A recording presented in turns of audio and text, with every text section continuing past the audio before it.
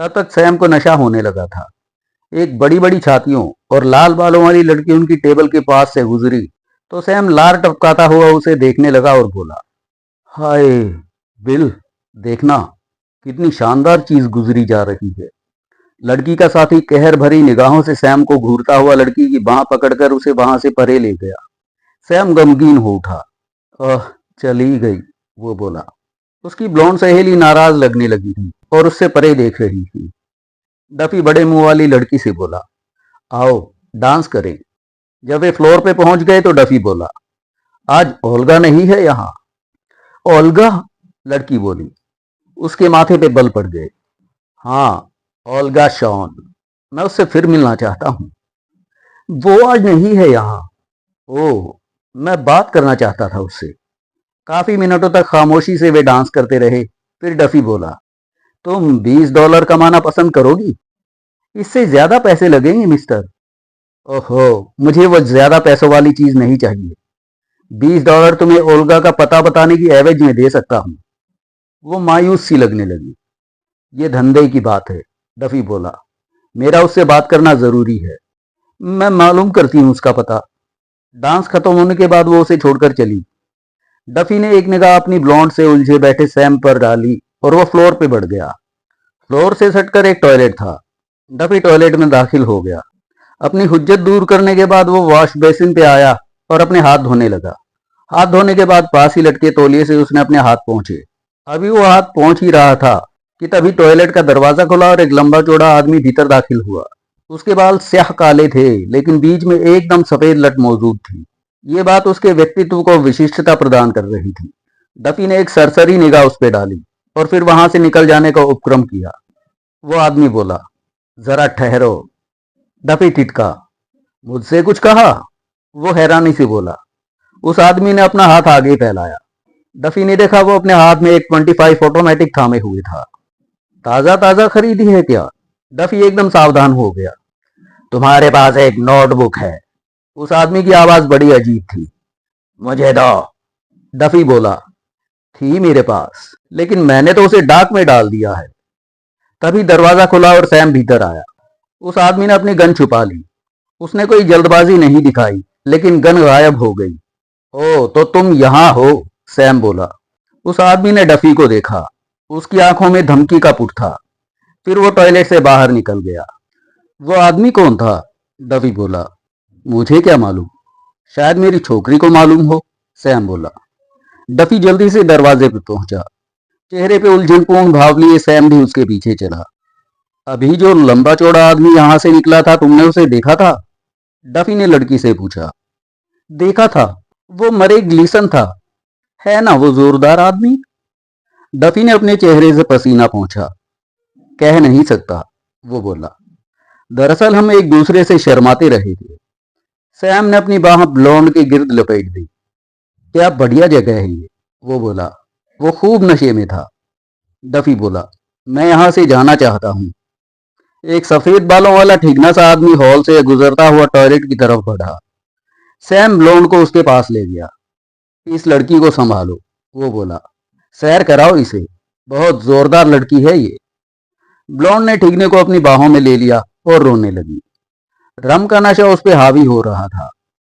Duffy Sam के साथ वहां से चल दिया। ठिगने का चेहरा देखने लायक था। बाहर जाकर डफी बोला, तुम्हारे साथ कहीं भी जाना मुसीबत है।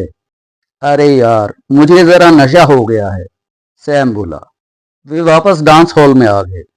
बड़े मुंह वाली प्रवेश द्वार पे खड़ी उन्हें तलाश कर रही थी। डफी उसके पास पहुंचा। पता मिला? उसने पूछा।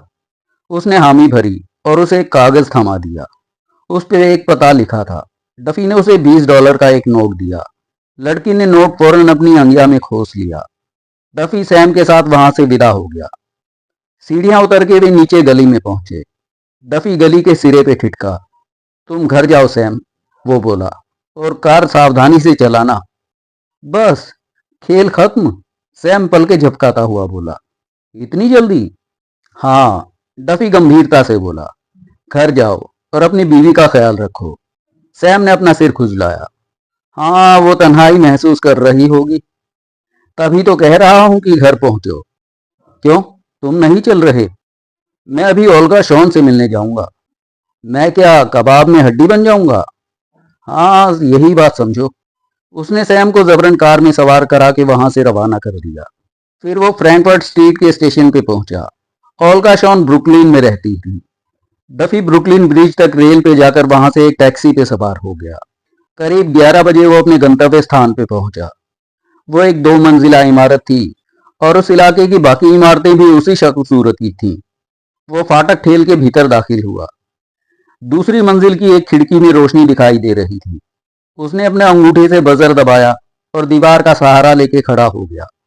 आगे वो क्या करने वाला था, इसकी कोई रूपरेखा उसके मस्तिष्क में नहीं थी। 3 मिनट गुजर गए। फिर एकाएक हॉल में रोशनी हुई। दरवाजा खुला और एक औरत ने पल्ले को थोड़ा सा खोलकर बाहर झांका। रोशनी क्योंकि उसके पीछे थी, इसीलिए डफी उसकी सूरत नहीं देख सका। Miss Shawn? उसने अपना हैट उतारते हुए पूछा। हाँ, हूं तो क्या? वो बोली। मैं माफी चाहता हूं कि मैंने इतनी रात गए आपको डिस्टर्ब किया। आशा है आप मुझे माफ कर देंगी। वो मीठे स्वर में बोला। चाहते क्या हो? मैं ट्रिब्यून का प्रतिनिधि डफी हूं। उसने अपना प्रेस कार्ड निकालकर उसे दिखाया। मैं आपसे केटली के बारे में बात करना चाहता हूं। वो सकपकाई, फिर बोली, जरा मुझे ये प्रेस कार्ड दिखाना। उसने कार्ड उसे थमा दिया। उसने कार्ड को रोशनी की तरफ करके देखा। फिर उसने दरवाजा खोल दिया और बोली, भीतर आओ। वो उसके पीछे पीछे एक छोटी सी बैठक में गया। बैठक का सामान आधुनिक था, लेकिन घटिया था। उसने दिलचस्पी से ओल्गा की तरफ देखा। ओल्गा में एक विचित्र सी कठोरता का समावेश था। डफी को वो फिर भी बहुत भाई। केटली के बारे में क्या बात करनी है? वो बोली।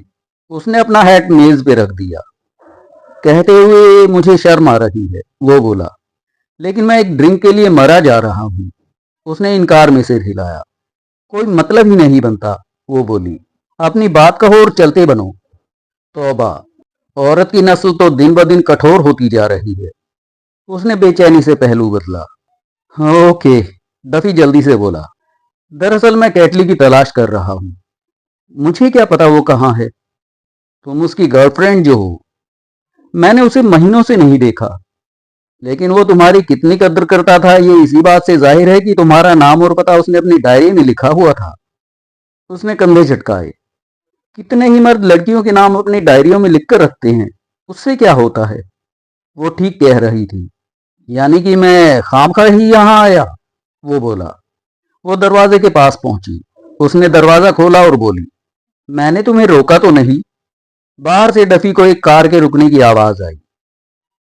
कोई आपसे मिलने आया मालूम होता है, वो बोला। वो सकपकाई और फिर बोली, फिर तो तुम जल्दी जाओ। जोर से बजर बजा। वो चौंकी। डफी बोला, क्या मैं पीछे के रास्ते से बाहर निकल सकता हूँ? मुझे लग रहा है कि यहाँ मैं मुसीबत में फंस सकता हूँ।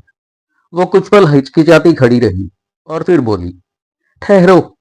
उसके स्वर में अनुनय का भाव था। बजर फिर बजा, इस बार काफी देर तक। डफी बोला, तुम चाहती हो तो मैं रुकूं? हाँ, पता नहीं कौन आया है। वो दरवाजा खुला छोड़कर कमरे से बाहर निकल गई। डफी ने चारों तरफ निगाह दौड़ाई। उसे और दरवाजा दिखाई दिया। उसने आगे बढ़ के वो दरवाजा खोला। उसने खुद को एक छोटी सी किचन में पाया। उसने दरवाजा भिड़ा दिया और पीछे से बैठक में झांकने लगा। फिर मेन डोर के पास उसे ओल्गा की आवाज सुनाई दी। Hello max. अकेली हो? जवाब में जो भर्राई हुई आवाज आई, उसे सुनकर डफी सकपकाया। वो उसकी जानी पहचानी आवाज थी। पहले उसे लगा कि वो जो की आवाज थी, लेकिन वो आवाज उसने पहले भी सुनी हुई थी। ओल्गा की आवाज आई। हाँ, अकेली हूँ। क्या बात है? डफी को हॉल में कदमों की आहट और फिर मुख्य दरवाजा बंद होने की आवाज सुनाई दी। क्या चाहिए तुम्हें? ओल्गा नर्वस भाव से बोली। काला हैट पहने चौड़े कंधे वाला एक आदमी बैठक में दाखिल हुआ। डफी उसे फौरन पहचान गया। ये वही आदमी था जिसने कैमरा छीना था। उसकी मुट्ठियां भिज गई। इसी साले की तो उसे तलाश थी। ओल्गा भीतर आई और मेज के समीप आ खड़ी हुई। उसका चेहरा फक पड़ा था। लेकिन मैक्स, उस आदमी ने संदिग्ध भाव से कमरे में निगाह दौड़ाई और फिर उसकी तरफ देखा। उसकी कठोर निगाहें उसे सिर से पांव तक घूर रही थी। काफी अरसे से देखा नहीं था तुम्हें, वो बोला। बड़ी जोरदार लग रही हो। वो ऐसे बोल रहा था जैसे किताब पढ़ के सुना रहा हो। उसकी आवाज एकदम भावहीन थी। ओल्गा ने मुस्कुराने की नाकाम कोशिश की। वो बड़ी मुश्किल से कह पाई, तारीफ का शुक्रिया। वो मेज के कोने पे बैठ गया और बोला, तुम्हें मालूम है कि कैटली का मर्डर हो गया है? नहीं, मुझे नहीं मालूम, वो बोली। मैक्स ने थोड़ा सिर उठाया और किचन के दरवाजे की तरफ देखा। डफी सकपका गया। फिर मैक्स बोला, कभी तुम उस आदमी पर मरती थी, है ना? ओल्गा ने इनकार में सिर हिलाया। वो मेरे लिए कोई अहमियत नहीं रखता था। तो हम बस थोड़ा एक साथ घूम फिर लिया करते थे और बस। अच्छा। हाँ, लेकिन तुम क्यों पूछ रहे हो? बस ऐसे ही। उसने कभी कुछ बताया था तुम्हें? नहीं, उसने मुझे कभी कुछ नहीं बताया। मैक्स मेज से उठा और मेंटल पीस के पास पहुंचा। वो वहां पड़ी तस्वीरें देखने लगा और वहां रखे एक छोटे से हाथी दांत के हाथी पे उंगलियां फिराने लगा। मैंने सोचा था कि शायद उसने तुमसे कोई बात की होगी, वो लापरवाही से बोला। उसने अपने कोट की जेब में हाथ डाला और सिल्क की एक डोरी बाहर निकाली। वो गहरे लाल रंग की थी। डोरी उसकी उंगलियों में झूलने लगी। ओल्गा खौफ से उसे देखती रही। काफी खूबसूरत चीज है ये, है ना? वो बोला। ये क्या है? वो बोली। ये पता नहीं, ऐसे ही कहीं पड़ी मिल गई थी। वो डोरी अपने हाथ में झुलाता रहा। अच्छा, चलता हूं। वो दरवाजे की तरफ बढ़ा। लेकिन तुम्हें काम क्या था? चलता हूं मैं, वो बोला। फिर दरवाजे के पास ठिठका। मैंने सोचा था कि तुम्हें बताऊं कि कैटली का काम तमाम हो गया है, लेकिन लगता है कि तुम्हें उसकी मौत का अफसोस नहीं है। उसने शांति की गहरी सांस ली। अफसोस तो है, वो बोली, लेकिन मैं उससे काफी अरसे से मिली नहीं हूं और। छोड़ो, कोई बात नहीं, वो बोला। मैं तो ऐसे ही मिलने चला आया था। ओल्गा दरवाजा खोलने की नीयत से आगे बढ़ी तो वो एक तरफ हट गया। जब वो उसके पास से गुजरी तो उसने सांप की तरह उस डोरी को उसके गले से फंसाया और अपना एक घुटना उसकी पीठ से लगा के उस डोरी को पूरी ताकत से खींचने लगा। डफी साई की तरह किचन से बाहर निकला। उसने एक शक्तिशाली प्रहार मैक्स की कनपटी पे किया। मैक्स एक टांग पे खड़ा था, इसलिए वो कटे वृक्ष की तरह नीचे गिरा। ओल्गा अपने हाथों और घुटनों के बल संभलने की कोशिश करने लगी। उसके गले से अजीब सी घरघराहट की आवाज निकल रही थी। मैक्स ने फर्श पे दो कलाबाजियां खाई और दीवार से जा टकराया। फिर उसने गन निकालने के लिए अपने कोट के भीतर हाथ डाला। डफी ने एक कुर्सी उठाई और मैक्स पे दे मारी। कुर्सी दीवार से टकराई, इसीलिए मैक्स को ज्यादा चोट नहीं लगी। उसने डफी की तरफ अपनी टांग चलाई। उसका भारी बूट डफी की एक टांग से आ टकराया। डफी नीचे गिरा। मैक्स ने उसकी कनपटी पे प्रहार किया। डफी का संतुलन बिगड़ा और वह परे उलट गया। इस बार मैक्स अपनी गन निकालने में कामयाब हो गया, लेकिन तभी डफी के पांव की ठोकर उसकी ठोड़ी पे पड़ी। एक जोर की आवाज के साथ गन चली। गोली छत से जा टकराई और छत से प्लास्टर की बरसात होने लगी। मैक्स के हाथ से गन निकल गई। डफी ने झपट के गन उठा ली और उठकर अपने पैरों पर खड़ा हो गया। वो मैक्स से परे हटने लगा, लेकिन मैक्स अब हिल भी नहीं रहा था। डफी ओल्गा के पास पहुंचा। उसका चेहरा नीला पड़ता जा रहा था। उसने उसकी गर्दन से सिल्क की डोरी अलग की और उसे सहारा दे के उठाया। उसकी सांस अभी भी उसके गले में फंस फंस के निकल रही थी। वो उसे बैठक में ले आया। अब तुम ठीक हो? वो बोला। उसने उसे एक कुर्सी पे बिठा दिया। तभी मेन डोर भड़ाक से बंद होने की आवाज आई। डफी बाहर को पलटा। मैक्स वहां से खिसक गया था। बाहर से कार के स्टार्ट होने की आवाज आई। जब तक वो भाग के इमारत से बाहर निकला, तब तक कार दौड़ चुकी थी। उसे मोड़ काट के गायब होती कार की पिछली लाइट भरी दिखाई दी। वो वापस बैठक में आ गया। ओल्गा बैठी हुई अपना गला सहला रही थी और धीरे धीरे रो रही थी। घर में विस्की वगैरह कुछ रखती हो? डफी ने पूछा। उसने किचन की तरफ इशारा कर दिया। डफी वहां से एप्पल जैक की एक बोतल तलाश करने में कामयाब हो गया। बोतल और दो गिलासों के साथ वो वापस बैठक में लौटा। उसने दोनों गिलास भरे और एक उसे थमा दिया। पी जाओ, वो बोला। तुम्हें इसकी सख्त जरूरत है। उसने अपना गिलास खाली किया। एप्पल जैक उसके पेट में पहुंचकर बम की तरह फटा। उसका सिर घूम गया। पल भर को उसे लगा कि उसके प्राण निकलने वाले थे, लेकिन फिर उसकी तबीयत हरी हो गई। उसने हैरानी से बोतल की तरफ देखा। वाह, बहुत स्ट्रांग है ये तो, वो बोला।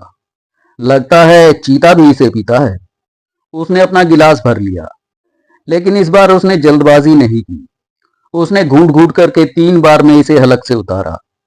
तुम मेरे साथ चलो, वो बोला। अब ये जगह तुम्हारी तंदुरुस्ती के माफिक नहीं आने वाली।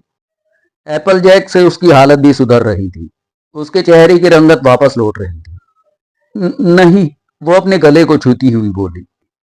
फटाफट थोड़ा बहुत सामान समेटे और चलने की फिक्र करो, डफी बोला।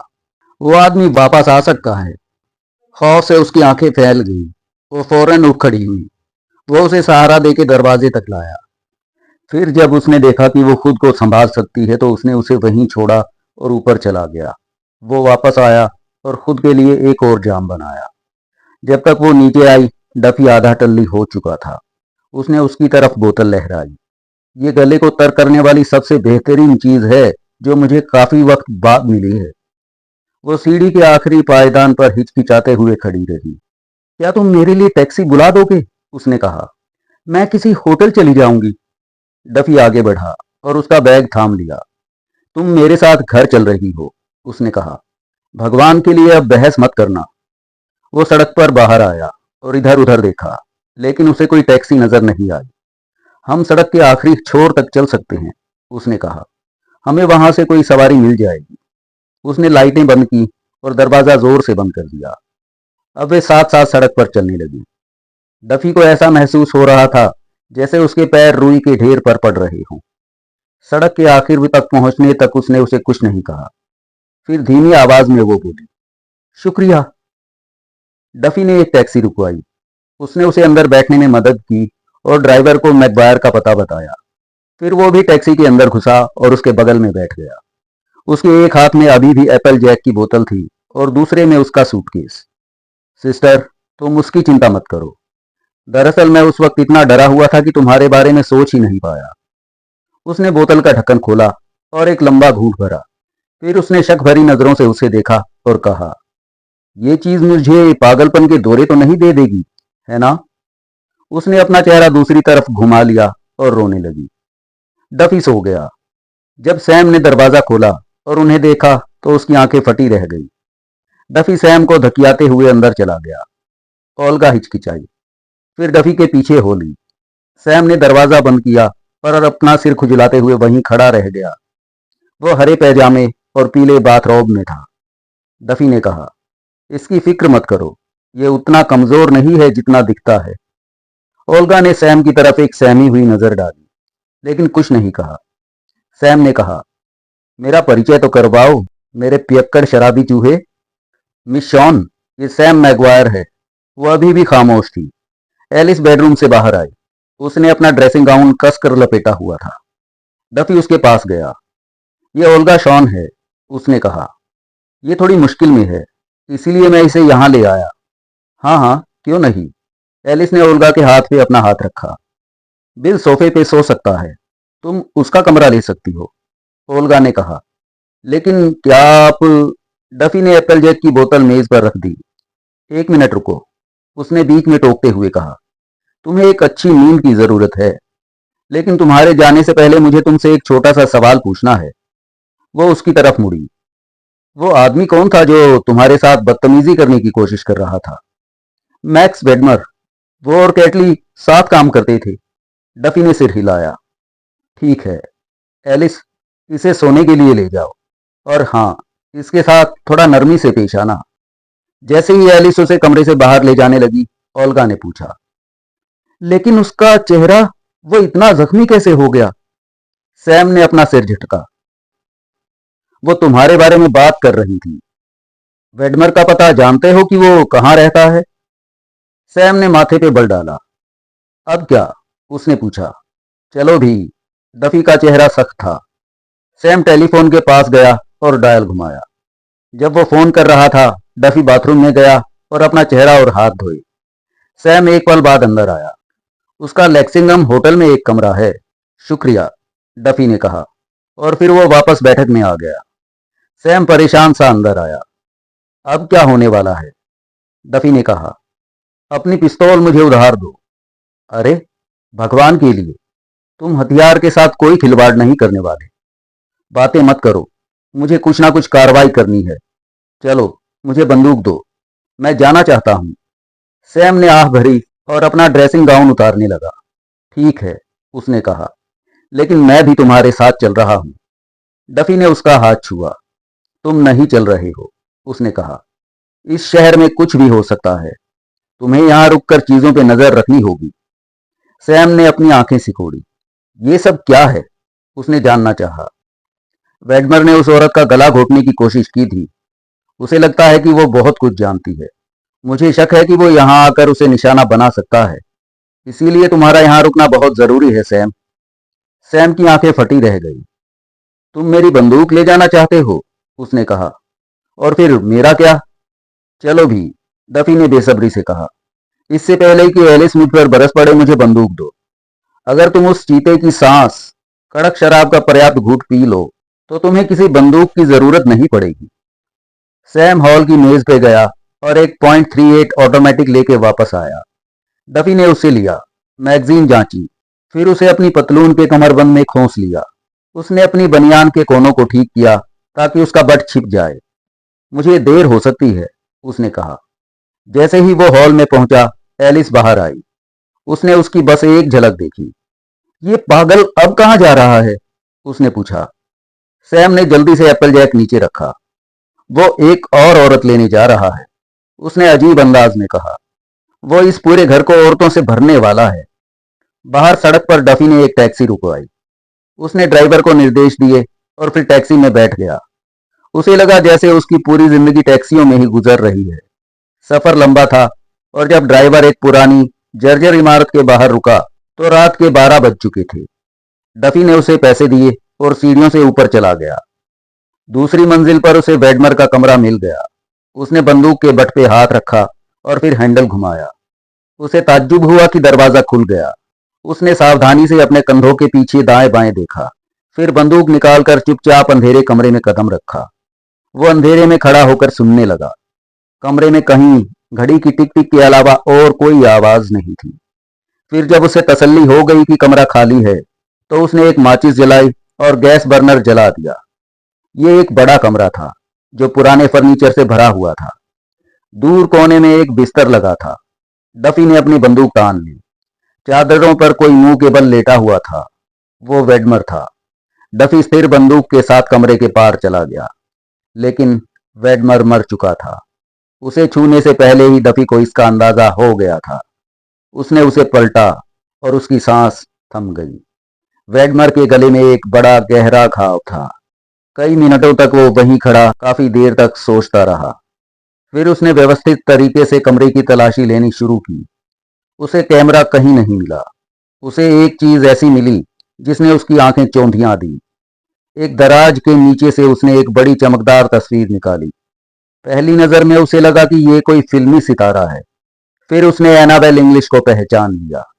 वाह, खुदा की कसम, उसने कहा। डफी ने फोटो को मोड़ा और उसे अपनी जेब में ठूंस लिया। फिर उसने एक बार फिर बंदूक को अपनी पतलून के सामने सरकाया और चुपचाप कमरे से बाहर निकल गया। एक बार फिर सड़क पर आकर उसने टैक्सी रुकवाई और एनाबेल का पता दिया। टैक्सी की सख्त सीट के सहारे लेटते हुए उसकी आंखें थकान से बंद हो गई, लेकिन उसका चेहरा सख्त और अटल था। वो खुद से मन ही मन बुदबुदाया कि वो इस मामले की जड़ तक पहुंच के इसे खत्म कर देगा। मॉर्गन द्वारा दी गई चाबी से उसने ऑर्गन लेफ्ट की ओर जाने वाला दरवाजा खोला और चुपचाप घुमावदार सीढ़ियों से ऊपर चढ़ गया। जब वो मचान पे पहुंचा तो उसने देखा कि बैठक रोशनी से जगमगा रही थी, हालांकि कोई दिखाई नहीं दे रहा था। उसने बालकनी से अपना पैर अंदर किया और खुद को धीरे से फर्श पे उतार लिया। कमरे के पार से उसे बहते पानी की आवाज सुनाई दे रही थी। उसने सोचा शायद वो नहा रही है। चुपचाप उसने कमरे के चक्कर लगाने शुरू किए। दराजों को खोलते और बंद करते हुए वो यहां वहां देखता रहा। जब वो शराब की अलमारी के पास पहुंचा तो उसे अंदर देखने के लिए घुटनों के बल झुकना पड़ा। अलमारी के पीछे शहरी की बोतलों की एक कतार के पीछे उसे अपना कैमरा मिल गया। उसने उसे बाहर निकाला और ध्यान से जांचा। पहली चीज जो उसने गौर की थी वो ये थी कि फिल्म निकाल ली गई थी। उसने कैमरा अपनी जेब में रखा और अलमारी के दरवाजों को सावधानी से बंद कर दिया। नहाने के पानी का गिरना बंद हो चुका था और पूरे अपार्टमेंट में एक भारी सन्नाटा पसरा था। दरवाजे की तरफ बढ़ते हुए उसने हैंडल पे अपना हाथ रखा और उसे धीरे से घुमाया और फिर अंदर दाखिल हो गया। एनाबेल बाथटब में लेटी हुई थी, आंखें बंद थीं और वो सिगरेट पी रही थी। डफी को लगा कि वो बेहद शानदार लग रही है। उसने दरवाजा बहुत धीरे से बंद किया और अपनी पीठ उसके पल्लों से सटा दी। उसने अपनी आंखें खोली और देखा। उसकी तरफ से हैरानी का इकलौता संकेत वो सिगरेट थी जो उसके होठों से फिसल गई थी। वो एक गुस्से भरी फुफकार के साथ पानी में गिरी और फिर तैरती हुई उसके घुटने पे जा टिकी। वो उसके घुटने पर किसी अजीब पैदाइशी निशान की तरह लग रही थी। डफी ने उसे दिलचस्पी से देखा। उसने अपना एक पैर हिलाया जिससे पानी में लहरें उठने लगी। डफी ने कहा, इसके लिए तो झाग वाले स्नान की जरूरत है ना? वो आगे बढ़ा और बाथटब के पास रखे स्टूल पर बैठ गया। वहां से वो उस हल्के नीले निशान को देख सकता था जहां उसने उसे मारा था। उसने फुसफुसाते हुए कहा, यहां से बाहर निकलो। उसने कहा, हमें थोड़ी बात करनी है। उसने अपने जेब से कैमरा निकाला और उसे दिखाया। फिर उसने तस्वीर निकाली और वो भी उसे दिखाई। वो बिल्कुल शांत लेटी रही। उसकी आंखें नफरत से काली पड़ गई थीं। उसने कहा, अब मुझे पता है कि कैटली को किसने मारा है। जिसके पास भी ये कैमरा था उसी ने कैटली का काम तमाम किया था। मुझे ये पता था। मुझे इस रहस्य को खोलने के लिए बस कैमरा ढूंढना था। तुमने अपनी चाल बहुत बुरी तरह से चली है ना? उसने कहा, यहां से दफा हो जाओ कमीने। डफी के चेहरे पे एक सख्त मुस्कुराहट तैर गई। जब मैं जाऊंगा, उसने कहा, तब पुलिस यहां पहुंच चुकी होगी। वो अचानक बाथटब में उठकर बैठ गई। उसके हिंसक ढंग से हिलने के कारण पानी किनारे से बाहर छलक गया। तुम ये इल्जाम मुझ पे नहीं मर सकते। उसकी आवाज उखड़ी हुई थी। केटली को ढूंढो और फिर देखो। डफी ने अपनी भौहें चढ़ाई। ओ, तो तुमने उसे वहां से हटा दिया है ना? उसने कहा। उसने देखा कि उसका हाथ धीरे धीरे ऊपर की शेल्फ पे रखी एक पारदर्शी बोतल की तरफ बढ़ रहा है। उसने देखा कि उसमें अमोनिया था। उसने अपनी कमर से बंदूक निकाली और उसे दिखाई। मैं तुम्हारी एक नई नाभि बनाना चाहता हूं जानेमन, उसने धीमे स्वर में कहा। ऐसी कोई भी हरकत की तो तुम्हारे शरीर में इतने छेद हो जाएंगे कि शहनाई बजने लगेगी। उसका हाथ फिर से पानी में गिर गया। वो खड़ा हो गया। बाहर निकलो, उसने कहा, हमें बहुत सारी बातें करनी हैं। वो बाथटब से बाहर निकली और उसने एक बाथरोब उठाया जिसे उसने आनन फानन में खुद पर लपेट लिया। उसकी आंखें सुई की नोक जैसी चुभ रही थीं। डफी ने कहा, मैं तुम्हें खुद को तैयार करने के लिए सिर्फ 5 मिनट दूंगा, फिर शांति से बाहर आ जाना। कुछ भी शुरू करने की कोशिश मत करना। मैं दरवाजा खुला छोड़ रहा हूं। वो बाथरूम से पीछे की तरफ फटते हुए बाहर निकला।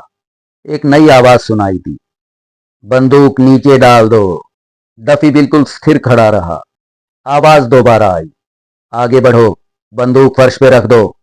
जब तक बंदूक से पीछा ना छूट जाए पीछे मत मुड़ना। डफी ने सावधानी से बंदूक अपने पैरों के पास फर्श पे रख दी और सिर घुमाया। मरे ग्लिसन उसके बिल्कुल करीब खड़ा था। उसका सख्त ग्रे चेहरा बर्फ जैसा ठंडा था। उसके हाथ में एक लुगर बंदूक थी। एनाबेल ने कहा, ये बहुत कुछ जान गया है। ग्लीसन ने सिर हिलाया। मुझे भी ऐसा ही लगता है, उसने कहा। जल्दी करो और बाहर आओ। मुझे इस आदमी के लिए तुम्हारी मदद चाहिए। डफी वहां खड़ा रहा। उसके हाथ आधे उठे हुए थे और वो खुद को इतना लापरवाह होने के लिए कोस रहा था। उसकी जेब में रखी छोटी नोटबुक उसे चुभ रही थी। ऐसा लग रहा था कि वो एक बहुत ही मुश्किल स्थिति में फंसने जा रहा है। ग्लीसन ने कहा, उस बंदूक से दूर हट जाओ बेवकूफ इंसान। डफी धीरे से मुड़ा। अगर मैं बैठ जाऊं तो तुम्हें कोई एतराज तो नहीं?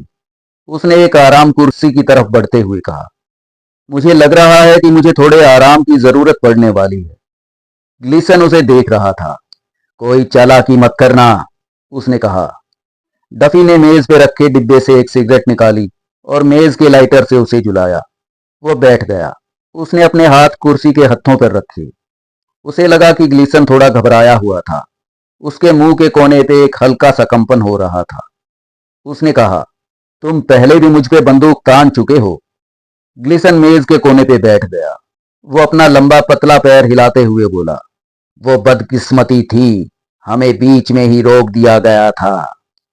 एनाबेल तब तक बाथरूम से बाहर आ गई। वो ग्लिसन के पास खड़ी हो गई। उसका चेहरा बहुत सख्त था और उसकी आंखों में खौफ था। डफी ने उसकी तरफ देखा और फिर कहा, तो अब क्या? ग्लिसन ने कहा, मुझे वो नोटबुक चाहिए। डफी ने सिर हिलाया। जरूर, मैं समझ सकता हूं। मैंने तुम्हें पहले भी बताया था कि वो डार्क में है। एनाबेल ने हाँफते हुए कहा, ये झूठ बोल रहा है। डफी ने कंधे उचकाए। तुम्हें ऐसा लगता है? खुद से पूछो, तुम क्या करते? मुझे अंदाजा था कि ये जरूरी है, इसीलिए मैंने इसे एक लिफाफे में डाला और कनाडा के एक पते पे पोस्ट कर दिया। जब मुझे उसकी जरूरत होगी, मैं बस पत्र लिखूंगा और इसे मंगवा लूंगा। ग्लिसन की आंखें सिकुड़ गईं।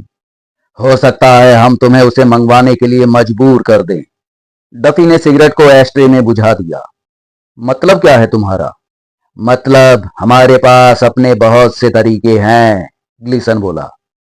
डफी ने कहा, अपनी उम्र के हिसाब से जरा बात करो। तुम मुझे डरा नहीं सकती। क्या तुम्हें लगता है कि तुम्हारी कोई भी हरकत मुझे उस चीज से दूर कर पाएगी जिसे मैं हासिल करना चाहता हूं? अगर तुम्हें वो किताब चाहिए तो शर्तों पे बात करो। ग्लिसन ने लूगर की नाल थोड़ी नीचे कर दी। अब वो डफी की वास्कट की ओर इशारा कर रही थी। कितना चाहिए? उसने पूछा। क्या तुम पागल हो गए हो? एनाबेल ने कहा। ग्लीसन ने उसे घूरते हुए कहा, इसे मुझे संभालने दो। डफी अपने नाखूनों को देखने लगा। वो तुम्हारे लिए कितनी कीमती है? उसने आखिरकार पूछा। ग्लीसन ने एक हल्की मुस्कुराहट के साथ अपने दांत दिखाए। मैं इसके लिए $500 दूंगा, उसने सहज भाव से कहा। डफी धीरे से खड़ा हुआ। हाँ ठीक है, उसने कहा। अगर तुम इसकी इतनी ही कीमत लगाते हो तो फिर परेशान क्यों होना? ग्लिसन ने झटके से बंदूक ऊपर की। बैठ जाओ, उसने कहा। उसकी आवाज अचानक सख्त हो गई थी। डफी ने उसे देखा। होश में आओ बेवकूफ आदमी, उसने कहा। तुम्हारे पास मेरे खिलाफ कुछ नहीं है। ये पिस्टल अब किसी काम की नहीं, उसने शांत स्वर में कहा। एनाबेल ने फुसफुसाते हुए हिंसक लहजे में कहा, इसके पैरों में गोली मार दो। डफी ने उसकी तरफ देखा। लानत है तुम पे, उसने कहा। एक वक्त था जब तुम्हें देखकर मुझे खुशी होती थी, लेकिन तुम एक बदजात और खूनी औरत हो। ग्लीसन लड़खड़ाते हुए खड़ा हो गया और हिचकिचाते हुए वहीं रुक गया। उसका चेहरा उलझन से भरा था। डफी ने उससे कहा, मैं जा रहा हूं। जब तुम्हें वो नोटबुक वापस चाहिए हो तो मुझे फोन कर लेना। मेरा नाम फोन डायरेक्टरी में है। ग्लीसन ने कहा। रुको। डफी ने इनकार में सिर हिलाया। वो दरवाजे की तरफ बढ़ा। गोली चलाने से तुम्हें कुछ हासिल नहीं होगा। मेरे बगैर तुम्हें वो किताब भी नहीं मिलेगी। ग्लिसन का हाथ नीचे गिर गया। उसने भारी मन से कहा, ठीक है, 5,000 ले लो। डफी ने सिर हिलाया और दरवाजा खोल दिया। जल्दबाजी मत करो, उसने कहा। वक्त लो, इसके बारे में अच्छी तरह से सोचो। मैं इंतजार करूंगा। उसने पीछे से दरवाजा बंद किया और लिफ्ट की तरफ चल दिया। अचानक उसे बहुत थकान महसूस हुई और उसका दिमाग सुन्न पड़ गया। उसने लिफ्ट का ग्रिल खिसकाया और अंदर जाकर ग्राउंड फ्लोर का बटन दबा दिया। बाहर आकर उसने एक पीली टैक्सी की तरफ इशारा किया और कुछ ही देर में वो फिर से मैकबायर के अपार्टमेंट की सीढ़ियां चढ़ रहा था। उसने अपनी चाबी से दरवाजा खोला और अंदर चला गया। अंगीठी पर रखी घड़ी में 1:45 बज रही थी। उसने अपना हैट सोफे पे फेंका और मेज पर रखी एप्पल जैक की बोतल की तरफ बढ़ा। बोतल हल्की थी, वो लगभग खाली हो चुकी थी। उसने मुंह बनाया, फिर बोतल का आखिरी घूंट पिया और उसे वापस मेज पे रख दिया। उसने एक पल के लिए अपनी सांस रोकी, फिर धीरे से अपने गाल फुलाए। माल अच्छा था। वो बिल्कुल स्थिर खड़ा हो गया और सुनने की कोशिश करने लगा। अपार्टमेंट पूरी तरह से खामोश था, बस सैम के खर्राटों की हल्की आवाज आ रही थी। उसने सिगरेट जलाई और माचिस की तीली अंगीठी में फेंक दी। फिर एलिस की याद आते ही उसने उसे वापस उठाया और सावधानी से एश-ट्रे में रख दिया। उसे मन ही मन थोड़ी हंसी आ गई। वो जानता था कि एलिस उसे डांट देगी अगर उसने इस तीली को बाहर अंगीठी के पास देख लिया। थकान से कांपते पैरों के साथ वो गेस्ट रूम की तरफ बढ़ा और धीरे से दरवाजा खोला। कमरे में अंधेरा था। वो ओल्गा के धीरे धीरे सांस लेने की आवाज सुन सकता था। वो सावधानी से बिस्तर तक पहुंचा और छोटा रीडिंग लैंप जला दिया। फिर धीरे से बिस्तर पे बैठ गया। ओल्गा हड़बड़ा के उठ बैठी। उसकी मुट्ठियां भिंची हुई थीं और हैरानी से उसका मुंह खुला रह गया। डफी ने धीरे से उसके मुंह पे हाथ रखा। शांत रहो, उसने धीमे स्वर में कहा। घबराओ मत। उसने उसकी तरफ देखा और फिर वापस लेट गई। तुमने तो मुझे डरा ही दिया था, उसने कहा। चुप रहो, उसने कहा। मैं नहीं चाहता कि बाकी लोग जाग जाएं। ओल्गा ने डफी की तरफ देखा और फिर घड़ी की तरफ। इतनी रात हो गई है, बात क्या है? जैसे जैसे मैं इस केस में आगे बढ़ रहा हूं, चीजें बदलती नजर आ रही हैं, डफी ने कहा। मुझे तुमसे बात करनी है। तुम्हें पता है ना ओल्गा कि तुम किस मुसीबत में हो? मैक्स का काम तमाम हो गया है। किसी ने आकर उसका गला रेत दिया, डफी ने बताया। ओल्गा की आंखें फैल गईं। मतलब? मैं शुरू से बताता हूं, फिर तुम्हें बीच की कड़ियां जोड़नी होंगी। अपनी कोहनी का सहारा लेके डफी थोड़ा पीछे झुक गया। उसका चेहरा थकान से उतरा हुआ था। डफी की ऐसी स्थिति देख के ओल्गा को उसके लिए थोड़ी सहानुभूति महसूस हुई। अपने जूते उतारो और यहीं मेरे पास लेट जाओ। डफी ने इनकार में सिर हिलाया। मैं सो जाऊंगा, उसने कहा। अब सुनो, एनाबेल इंग्लिश नाम की एक लाल बालों वाली लड़की है। वो पॉलिटिशियन एडविन इंग्लिश की बेटी है। वो बहुत बदचलन और खतरनाक औरत है। विडमर उसका एक बॉयफ्रेंड है। उसका कैटली के साथ कुछ लेना देना है। उस कमबख्त कैटली ने उसे मिलने के लिए बुलाया, लेकिन एनाबेल ने उसकी हत्या करके उसे लिफ्ट की शाफ्ट में नीचे फेंक दिया। खैर, आगे बढ़ने से पहले तुम्हें कैटली के बारे में जो कुछ भी पता हो वो मुझे बताओ, उसने धीमी आवाज में कहा। कैटली नशीली दवाओं के एक बड़े कारोबार में शामिल था। उसने एक छोटे स्तर पर शुरुआत की थी, माल बेचना और अपना हिस्सा ले लेना। तब मैं उसे जानती थी। फिर वो बड़ा आदमी बन गया और पैसा कमाने लगा। विडमर उसका बॉस था।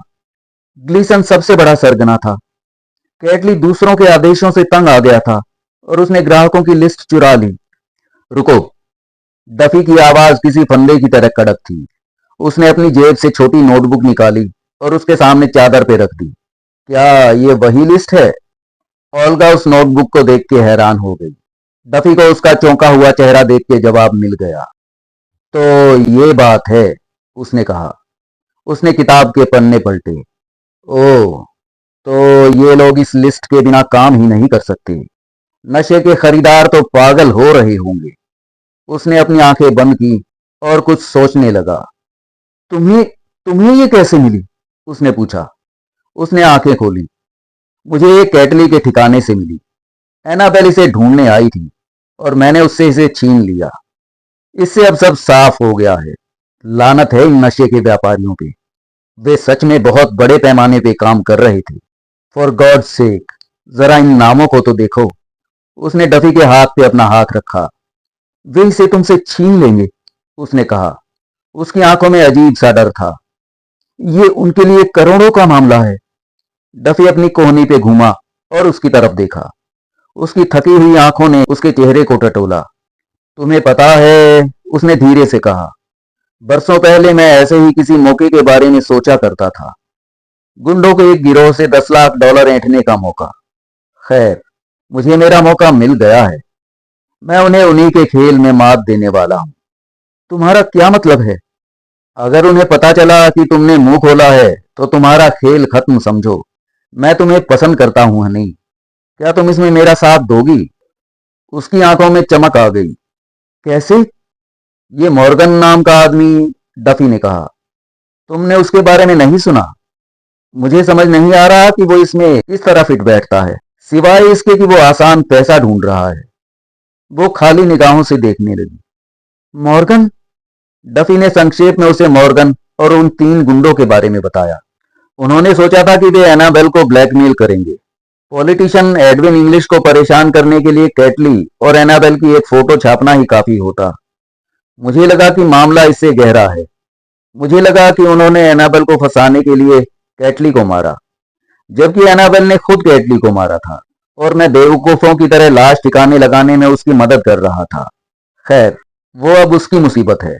मैं ये किताब सबसे ऊंची बोली लगाने वाले को बेच रहा हूं। मॉर्गन इसे क्यों खरीदना चाहेगा? ओल्गा ने कहा। डफी मुस्कुराया। जरा दिमाग लगाओ, उसने कहा। ये जो लिस्ट है, उसने नोटबुक को थपथपाया, पैसों से भरी हुई है। वे अपनी बदनामी को दबाने के लिए कुछ भी देंगे। कैसा लगेगा अगर सबको पता चल जाए कि ये लोग नशे का व्यापार करते हैं। वो बिस्तर पे पीछे झुक गई और सोचने लगी। फिर उसने कहा, मुझे लगता है तुम्हारे हाथ कुछ बहुत बड़ी चीज लग गई है। डफी ने नोटबुक वापस रख ली। बिल्कुल सही कहा, डफी बोला। अब जब मेरे हाथ में इनकी दुखती रग है, तो क्यों ना मैं इन बदमाशों से कुछ पैसा बनाऊं। उसमें तुम्हें भी पैसा मिलेगा। कितना पैसा मिलेगा? उसने पूछा। 50,000, 1 लाख, कुछ भी। ओल्गा सीधी लेट गई और अपने घने बालों में उंगलियां फिराने लगी। डफी ने सोचा कि वो वाकई एक अच्छी औरत है। हम उस पैसे से बहुत कुछ कर सकते हैं, है ना? उसने उत्साहित होकर कहा। डफी ने उसका हाथ थपथपाया।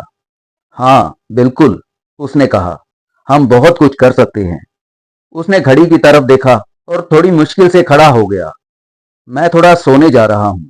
कल बहुत कुछ करना है मुझे। उसने डफी का हाथ पकड़ा। तुम बहुत थके हुए लग रहे हो, उसने कहा। उसने एक फीकी मुस्कान बिखेरी। तुम बिल्कुल सही कह रही हो सिस्टर। वो वहीं लेटी रही। उसकी आंखें चमक रही थीं। उसने उसकी आंखों में देखते हुए कहा, मैं तुम्हारी थकान मिटा सकती हूँ। क्या तुम नहीं आओगे? वो फिर से बिस्तर पे बैठ गया। तुम लाजवाब हो, उसने कहा। आज रात नहीं, कल हम यहां से निकल जाएंगे। वो रुका, फिर अगले कमरे की ओर सिर हिलाया। ये काफी अच्छे लोग हैं। उनके घर में ये सब करना ठीक नहीं होगा। कल देखेंगे। उसने अपना हाथ उसके चेहरे पे रखा। क्या तुम्हें एलिस अच्छी नहीं लगी? उसने ओल्गा से पूछा। वो बिस्तर से थोड़ा दूर हटा। उन्हें इस बारे में कुछ पता नहीं चलना चाहिए। ये सिर्फ तुम्हारे और मेरे बीच की बात है। उसने डफी को कमरे से बाहर जाते देखा, फिर लाइट बंद कर दी। नींद आने से पहले वो काफी देर तक अंधेरे में लेटी रही।